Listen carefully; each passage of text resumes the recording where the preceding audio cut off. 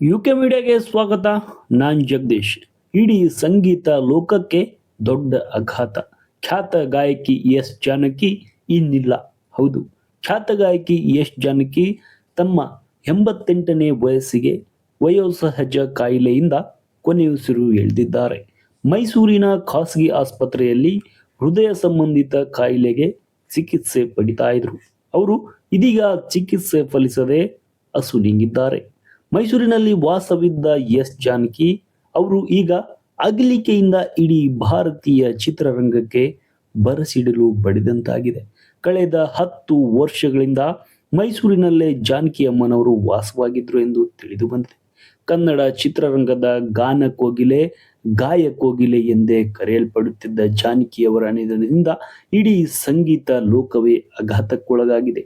ಸುಮಾರು 20ಕ್ಕೂ ಹೆಚ್ಚು ಭಾಷೆಗಳಲ್ಲಿ ಎಸ್ ಜಾನಕಿಯವರು ಹಾಡಿದ್ದ 48,000ಕ್ಕೂ ಅಧಿಕ ಹಾಡನ್ನು ಹಾಡಿದ್ದಾರೆ.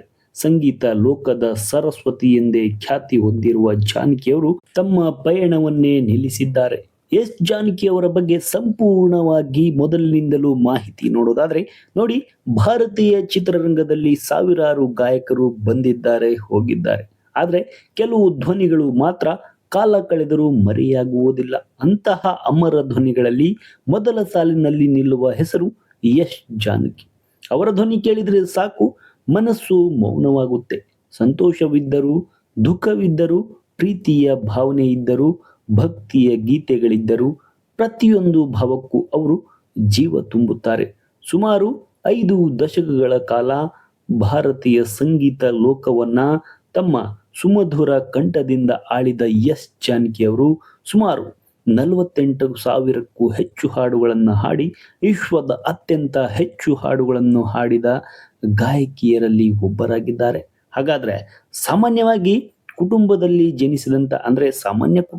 ಜನಿಸಿದಂತ ಈ ಹುಡುಗಿ ಎಸ್ ಜಾನಕಿ ಭಾರತೀಯ ಸಂಗೀತ ಲೋಕದ ದಂತಕಥೆಯಾಗಿ ಬೆಳೆದಿದ್ದು ಹೇಗೆ ಅನ್ನೋದನ್ನ ನೋಡೋದಾದ್ರೆ ನೋಡಿ, ಅವರ ಜೀವನದಲ್ಲಿ ನಡೆದ ಆಸಕ್ತಿದಾಯಕ ಘಟನೆಗಳು ಯಾವುವು, ಈ ಎಲ್ಲವನ್ನ ಕೂಡ ಮುಂದೆ ನೋಡ್ತಾ ಹೋಗೋದಾದ್ರೆ ನೋಡಿ, ಅವರ ಬಾಲ್ಯದಿಂದ ಏನೆಲ್ಲ ನಡೀತು ಅನ್ನೋದನ್ನ ನೋಡೋದಾದ್ರೆ ಎಸ್ ಜಾನಕಿಯವರ ಪೂರ್ಣ ಹೆಸರು ಶ್ಲಿಷ್ಲಾ ಶ್ರೀರಾಮಮೂರ್ತಿ ಜಾನಕಿ. 1938ರ ಏಪ್ರಿಲ್ 23ರಂದು ಆಂಧ್ರ ಪ್ರದೇಶದ ಗುಂಟೂರು ಜಿಲ್ಲೆಯ ಪಳ್ಳಪಟ್ಟಳ ಎಂಬ ಪುಟ್ಟ ಹಳ್ಳಿಯಲ್ಲಿ ಅವರು ಜನಿಸಿರ್ತಾರೆ. ಬಾಲ್ಯದಿಂದಲೇ ಅವರಿಗೆ ಸಂಗೀತದ ಮೇಲೆ ಅಪಾರ ಆಸಕ್ತಿ. ಮನೆಯಲ್ಲಿ ಹಾಡುತ್ತಾ, ರೇಡಿಯೋದಲ್ಲಿ ಕೇಳಿದ ಹಾಡುಗಳನ್ನ ಅನುಕರಿಸುತ್ತಾ ತಮ್ಮದೇ ಆದ ಶೈಲಿಯನ್ನ ಬೆಳೆಸಿಕೊಂಡ್ರು.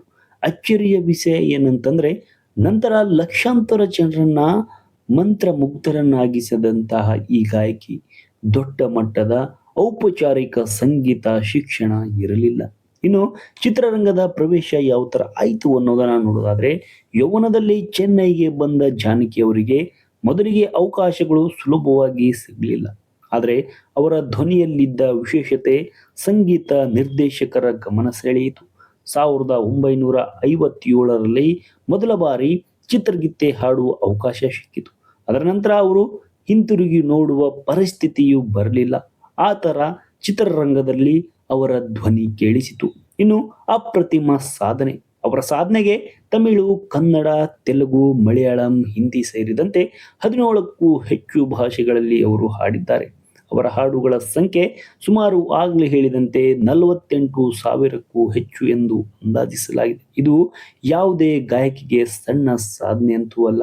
ಪ್ರತಿದಿನ ಗಂಟೆಗಟ್ಟಲೆ ಅಭ್ಯಾಸ, ಶ್ರದ್ಧೆ ಮತ್ತು ಸಂಗೀತದ ಮೇಲಿನ ಅಪಾರ ಪ್ರೀತಿಯೇ ಈ ಸಾಧನೆಯ ಹಿಂದಿಗೆ ಕಾರಣವಾಗುತ್ತೆ.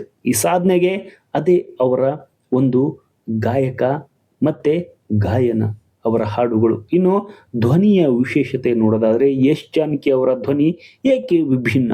ಅವರ ಹಾಡುಗಳು ಕೇವಲ ಹಾಡುಗಳನ್ನು ಹಾಡುತ್ತಿರಲಿಲ್ಲ, ಬದಲಾಗಿ ಅವರು ಆ ಪಾತ್ರವಾಗಿ ಹಾಡ್ತಾ ಇದ್ರು. ಚಿಕ್ಕ ಮಗುವಿನ ಧ್ವನಿಯು ಬೇಕಾದ್ರೆ ಹಾಡ್ತಾ ಇದ್ರು, ವಯಸ್ಸಿನವಳಾದ್ರೂ ಕೂಡ ಮಹಿಳೆಯ ಧ್ವನಿಯು ಬೇಕಾದ್ರೆ ಹಾಡ್ತಿದ್ರು. ಇನ್ನು ಗ್ರಾಮೀಣ ಹುಡುಗಿಯ ಸರಳತೆ ಅವರ ಧ್ವನಿಯಲ್ಲಿ ಕೇಳಿಸ್ತಾ ಇತ್ತು. ನಗರದ ಆಧುನಿಕ ಯುವತಿಯ ಆತ್ಮವಿಶ್ವಾಸವು ಅವರ ಧ್ವನಿಯಲ್ಲಿ ಕೇಳಿಬರ್ತಾ ಇತ್ತು. ಹಾಗಾಗಿ ಕನ್ನಡ ಚಿತ್ರರಂಗದಲ್ಲಿ ಎಸ್ ಜಾನಕಿ ಅವರು ಕೂಡ ಅಪಾರವಾದ ಸಾಧನೆ, ಹಲವಾರು ಹಾಡುಗಳು ಹಲವಾರು ಫೇಮಸ್ ಆದಂತಹ ಹಾಡುಗಳನ್ನ ಕೂಡ ಕೊಟ್ಟಿದ್ದಾರೆ. ಕನ್ನಡ ಚಿತ್ರರಂಗಕ್ಕೆ ಎಸ್ ಜಾನಕಿ ಅವರ ಕೊಡುಗೆ ಏನು ಅನ್ನೋದನ್ನ ನೋಡೋದಾದ್ರೆ ನೋಡಿ, ಅವರು ಸಾಕಷ್ಟು ಚಿತ್ರಗಳು ವಿಷ್ಣುವರ್ಧನ್, ಡಾಕ್ಟರ್ ರಾಜ್ಕುಮಾರ್, ಅಂಬರೀಷ್ ಎಲ್ಲ ಸೇರಿದಂತೆ ಸಂಗೀತ ನಿರ್ದೇಶಕರೊಂದಿಗೆ ಕೆಲಸ ಮಾಡಿ ನೂರಾರು ಮರೆಯಲಾಗದ ಹಾಡುಗಳನ್ನ ನೀಡಿದ್ದಾರೆ. ಇಂದಿಗೂ ಕನ್ನಡದ ಅನೇಕ ಸದಾ ಬರಗಾರ ಹಾಡುಗಳು ಅವರ ಧ್ವನಿಯಿಂದಲೇ ಜೀವಂತವಾಗಿವೆ. ಇನ್ನು ಇವರ ಸಾಧನೆಗೆ ಬಂದಂತಹ ಪ್ರಶಸ್ತಿಗಳು ಯಾವುವು ಅನ್ನೋದನ್ನ ನೋಡೋದಾದ್ರೆ, ಯಶ್ ಜಾನಕಿ ಅವರಿಗೆ 4 ರಾಷ್ಟ್ರೀಯ ಚಲನಚಿತ್ರ ಪ್ರಶಸ್ತಿಗಳು ಲಭಿಸಿವೆ. ಅಲ್ಲದೆ ಕರ್ನಾಟಕ, ಆಂಧ್ರ ಪ್ರದೇಶ, ತಮಿಳುನಾಡು ಮತ್ತು ಕೇರಳ ಸರ್ಕಾರಗಳಿಂದ ಹಲವು ಬಾರಿ ರಾಜ್ಯ ಪ್ರಶಸ್ತಿಗಳು ಪಡೆದಿದ್ದಾರೆ.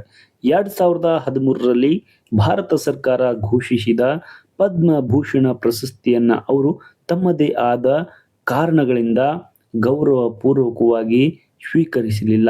ಈ ನಿರ್ಧಾರ ಕೂಡ ದೇಶಾದ್ಯಂತ ಚರ್ಚೆಗೆ ಕಾರಣವಾಗಿತ್ತು. ಇದನ್ನ ಯಾಕೆ ತಿರಸ್ಕರಿಸಿದ್ರು ಜಾನಕಿ ಅವರು ಎನ್ನುವಂತಹ ಚರ್ಚೆಗಳು ಕೂಡ ಆಗಿನ ಕಾಲಕ್ಕೆ ದೊಡ್ಡ ಮಟ್ಟದಲ್ಲಿ ಚರ್ಚೆಯಾಗಿತ್ತು. ಹಾಗಾಗಿ ವೈಯಕ್ತಿಕ ಜೀವನವನ್ನ ನೋಡೋದಾದ್ರೆ ನೋಡಿ, ಎಸ್ ಜಾನಕಿ ಅವರು ಉತ್ತುಂಗದಲ್ಲಿದ್ದರೂ ಕೂಡ ಅವರು ಅತ್ಯಂತ ಸರಳ ಜೀವನ ನಡೆಸಿರುವಂಥದ್ದು. ಅವರಿಗೆ ಸಂಗೀತವೇ ದೇವರಾಗಿತ್ತು. ಅಭಿಮಾನಿಗಳೇ ಅವರ ದೊಡ್ಡ ಸಂಪತ್ತು. ವೇದಿಕೆಯ ಮೇಲೆ ಎಷ್ಟು ದೊಡ್ಡ ಕಲಾವಿಯಾದರೂ ಅಂದ್ರೆ ಅಷ್ಟೊಂದು ದೊಡ್ಡ ಮಟ್ಟದ ಸಾಧನೆ ಮಾಡಿದರೂ ವೈಯಕ್ತಿಕ ಜೀವನದಲ್ಲಿ ಅಷ್ಟೇ ವಿನಮ್ರ ವ್ಯಕ್ತಿತ್ವ ಅವರದ್ದು. ಇನ್ನು ಕೊನೆಯದಾಗಿ ಹೇಳೋದಾದ್ರೆ, ಒಬ್ಬ ಗಾಯಕಿ ಸಾವಿರಾರು ಹಾಡುಗಳನ್ನ ಹಾಡಬಹುದು, ಆದರೆ ಕೆಲವರು ಮಾತ್ರ ಜನರ ಹೃದಯದಲ್ಲಿ ಶಾಶ್ವತವಾಗಿ ಉಳಿಯುತ್ತಾರೆ. ಎಸ್ ಜಾನಕಿ ಅಂತಹ ಅಪರೂಪದ ಕಲಾವಿದೆ. ಅವರ ಧ್ವನಿ ಕೇವಲ ಸಂಗೀತವಲ್ಲ, ಅದು ಒಂದು ಭಾವನೆ, ಒಂದು ನೆನಪು, ಒಂದು ಯುಗ. ಅವರು ಹಾಡಿದ ಪ್ರತಿಯೊಂದು ಹಾಡು ಮುಂದಿನ ಹಲವು ಪೀಳಿಗೆಗೂ ಸಂಗೀತ ಪಾಠವಾಗಿಯೇ ಕೂಡ ಉಳಿಯುತ್ತದೆ. ಇಷ್ಟೆಲ್ಲ ಸಾಧನೆ ಮಾಡಿದಂತಹ ಎಸ್ ಜಾನಕಿ ಅಮ್ಮನವರು ಈಗ ನಮ್ಮ ಜೊತೆ ಇಲ್ಲ, ಆದ್ರೆ ಅವರು ಹಾಡಿದಂತಹ ಹಾಡುಗಳು ನಮ್ಮ ಜೊತೆ ಜೀವಂತವಾಗಿಯೇ ಉಳಿಯುತ್ತದೆ. ದಶಕಗಳ ಕಾಲ ಅವರ ಹಾಡುಗಳ ಮೂಲಕ ಅವರು ಬದುಕಿರ್ತಾರೆ.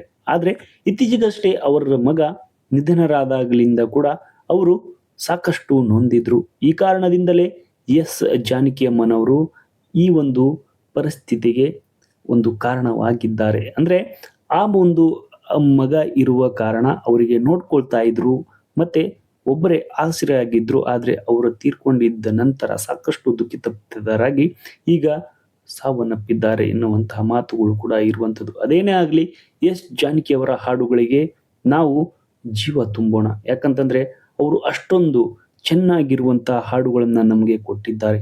ಅವರ ಹಾಡಿಗಳ ಮೂಲಕ ಅವರನ್ನ ನಾವು ಮರೆಯದೆ ದಶಕಗಳ ಕಾಲ ಅವರನ್ನ ಜೀವಂತವಾಗಿ ಇರುವಂತೆ ಅವರ ಹಾಡುಗಳನ್ನ ಬೆಳೆಸೋಣ ಎನ್ನುವಂತಹ ಮಾತುಗಳನ್ನು ಆಡುತ್ತಾ, ಈ ವಿಡಿಯೋ ಇಷ್ಟವಾಗಿದ್ರೆ ನಮ್ಮನ್ನ ಲೈಕ್ ಮಾಡಿ, ಶೇರ್ ಮಾಡಿ, ಸಪೋರ್ಟ್ ಮಾಡಿ.